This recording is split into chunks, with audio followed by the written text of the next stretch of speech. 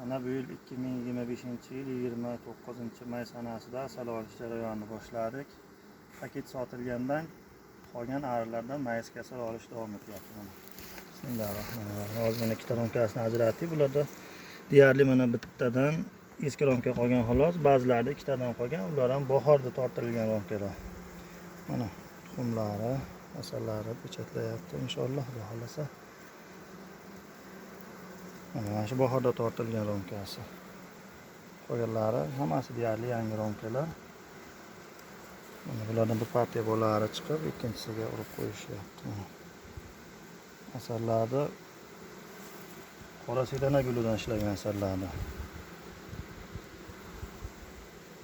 Bu xolasa bu asallarda bo'lib, arilarimizni topqoq chiqib ketamiz.